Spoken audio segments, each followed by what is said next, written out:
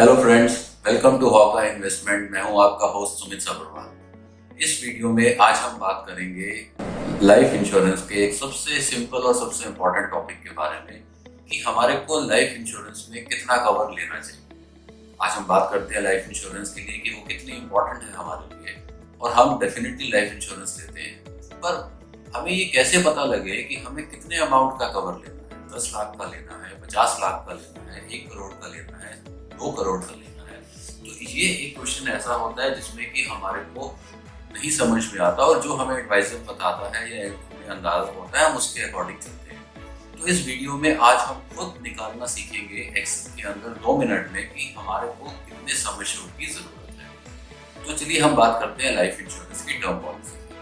Term policy में जो हमें सम एश्योर्ड मिलता है, वो सम एश्योर्ड जो है वो हमारे को कैसे पता लगेगा कि कितने अमाउंट का है। तो उसके लिए सबसे पहली चीज क्या होगी, टर्म इंश्योरेंस क्या करती है, वो एक ह्यूमन लाइफ को इंश्योर। मान लीजिए मैं एक ह्यूमन हूँ, मुझे अगर लाइफ इंश्योरेंस लेना है तो वो मेरी लाइफ को कवर करेगा। तो मेरी लाइफ की जो है मेरी एक अर्निंग कैपेसिटी है, इन द सेंस कि मैं जो हूँ मैं साल में कुछ पैसे कमाता हूँ, और हर साल जो है मैं मेरी जो एक्सपीरियंस के साथ, मेरे नॉलेज के साथ जो है मेरी इनकम जो है वो बढ़ेगी। तो उसे बोलते हैं ह्यूमन लाइफ वैल्यू, कि मेरी लाइफ की पैसों के कमाने के मामले में कितनी वैल्यू है। तो ये वैल्यू निकालने के लिए, जिसे हम ह्यूमन लाइफ वैल्यू बोलते हैं, तो ये ह्यूमन लाइफ वैल्यू निकालने के लिए एक फॉर्मूला होता है जिससे हमारे को ह्यूमन लाइफ की वैल्यू पता चलती है। अब मैं आपके साथ स्क्रीन पे एक एक्सेल शीट शेयर करूंगा, और जहां पे हम देखेंगे ह्यूमन लाइफ वैल्यू निकालने का तरीका। तो चलिए अब हम देखते हैं एक्सेल में हम ह्यूमन लाइफ वैल्यू कैसे निकालते हैं। तो अब अगले 3 से 4 मिनट के अंदर आपको ये समझ में आ जाएगा कि ह्यूमन लाइफ वैल्यू को हम लॉजिकली एक्सेल से कैसे निकाल सकते हैं। तो मैं स्टार्ट करता हूं। तो मैंने यहाँ पे लिखा एनुअल इनकम, यानी कि सालाना इनकम कितनी है। तो नॉर्मली क्या होता है कि एक आदमी या तो जॉब करता है या बिजनेस में होता है। तो अगर आप जॉब करते हैं तो आपकी सालाना इनकम कितनी है, आपकी ग्रॉस सैलरी कितनी है, और अगर आप बिजनेस में हैं तो आप कितनी रिटर्न फाइल करते हैं, आपकी ग्रॉस इनकम कितनी है, तो वो हम अमाउंट यहाँ पे लिखेंगे। तो लेट्स से मेरी ग्रॉस इनकम है 10 लाख रुपए, तो मैंने ये लिखा 10 लाख रुपए। नेक्स्ट हम देखेंगे कि ये इनकम मेरी हर साल कितने % ग्रो करेगी। So income to grow every year. तो अगर हम जॉब में हैं तो हर साल हमारी परफॉर्मेंस के बेसिस पे हमारा इंक्रीमेंट होता है, और 2-3 साल के बाद जो है हमारी परफॉर्मेंस के बेसिस पे हमारा प्रमोशन होता है। जब हम नेक्स्ट लेवल पे जाते हैं तो भी हमारी सैलरी बढ़ती है। अगर हम बिजनेस में हैं तो हर साल हमारा बिजनेस ग्रो करता है, मतलब हम चाहते हैं कि हमारा बिजनेस ग्रो करे, तो उस हिसाब से हमारी इनकम भी ग्रो करती है। तो लेट्स से हम इसको लेके चलते हैं कि हर साल मेरी इनकम 15% से ग्रो करेगी। नेक्स्ट हम देखेंगे यहाँ पे इन्फ्लेशन रेट कितना है। इन्फ्लेशन रेट का मतलब है महंगाई दर। अगर आपने न्यूज में देखा हो तो आता है कि इन्फ्लेशन रेट बढ़ गया है, अब वो 6.5% हो गया है, अब वो कम हो गया है, 5% हो गया है। तो इसका मतलब ये हुआ कि रुपए की बाइंग पावर, परचेज करने की पावर जो है वो कितने % हर साल कम हो रही है। अगर मैं यहाँ पे 6% डालता हूँ तो इसका मतलब ये है कि आज जो चीज 100 रुपए की है वो 1 साल के बाद 106 रुपए की होगी, यानी उसकी परचेजिंग पावर जो है वो कम हो गई है। तो इन्फ्लेशन बढ़ रहा है 6% से। अब आप इसको 5% भी कर सकते हैं, आप इसको 7% भी रख सकते हैं, वो आप अपने अकॉर्डिंग नंबर्स यहाँ पे डाल सकते हैं। नेक्स्ट आ जाता है कि मेरी आज एज कितनी है। लेट्स से मैं 35 इयर्स का हूं, और मैं कितने टाइम रिटायर होना चाहूंगा। तो अब मैंने यहाँ पे लिखा रिटायरमेंट एज, यानी कि मैं किस उम्र में रिटायर होना चाहूंगा। लेट्स से मैं 60 साल में रिटायर होना चाहूंगा। तो इसका मतलब ये हुआ कि काम करने की उम्र, यानी कि जितने साल मैं काम करूंगा वो कितना हुआ।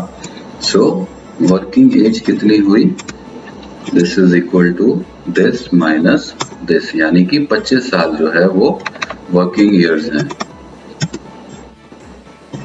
अब हम आगे देखेंगे effective rate of interest.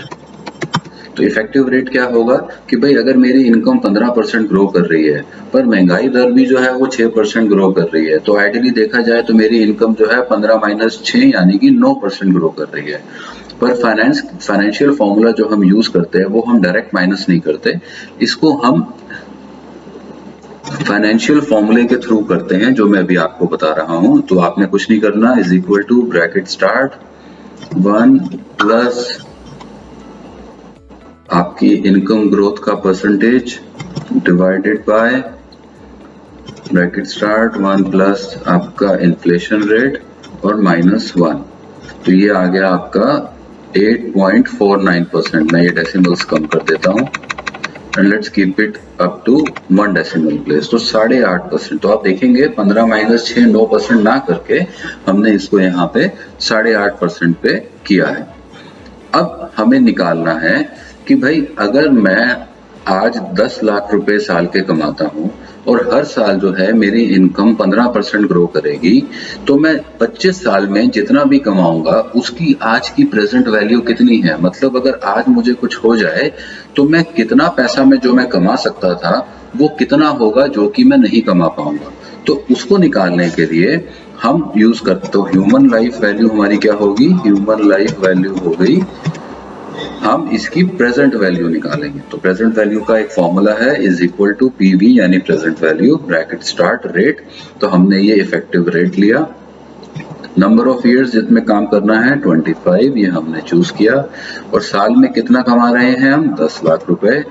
Future value 0 है तो हमने सिर्फ एक ब्रैकेट कॉमा लगा दिया, और अब आ गया एंड ऑफ द पीरियड और बिगनिंग ऑफ द पीरियड। तो हम इसको एंड ऑफ द पीरियड मतलब हम एंड में इसको देख रहे हैं या हम इसको बिगिनिंग में देख रहे हैं। तो हम यहाँ पे 1 करते हैं बिगिनिंग ब्रैकेट क्लोज, और अब आप देखेंगे ये आ गई हमारी ह्यूमन लाइफ वैल्यू, यानी कि इस आदमी को, यानी अगर ये मैंने अपने ले लिया है तो अगर आज मुझे कुछ हो जाता है तो मैं अगले 25 साल में 1 करोड़ आज के हिसाब से, आज प्रेजेंट वैल्यू के 1 करोड़ 11 लाख रुपए मैं कमाता, जो कि मेरी फैमिली को सस्टेन करने के लिए काफी होते।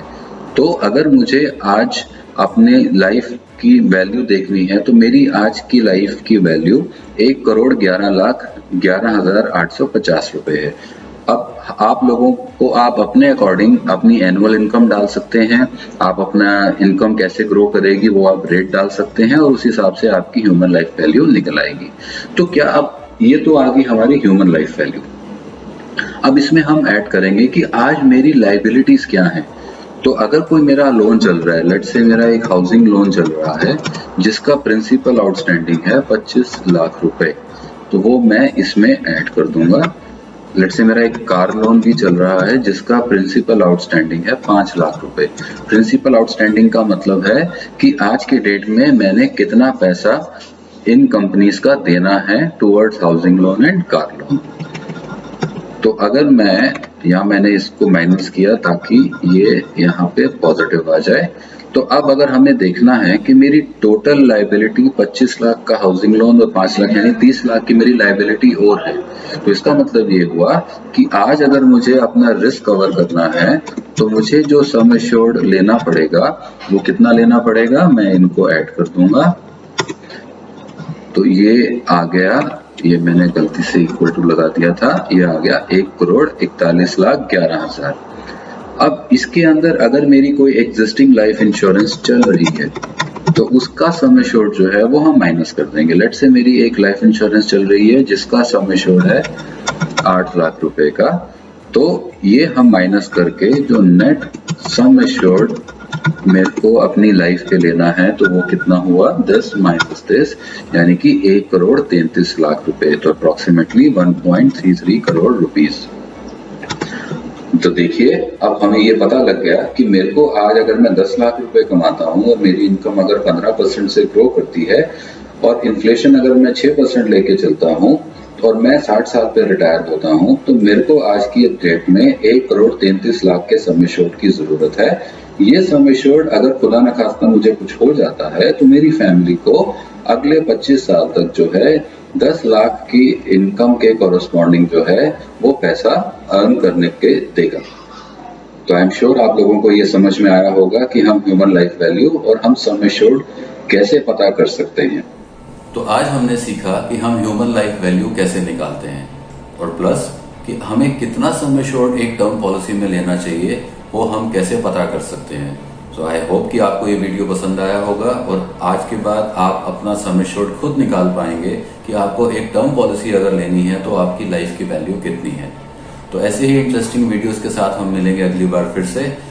और अगर आपको ये वीडियो पसंद आया तो प्लीज़ आप इस चैनल को सब्सक्राइब करना मत भूलिए। Thank you so much. You have a nice day.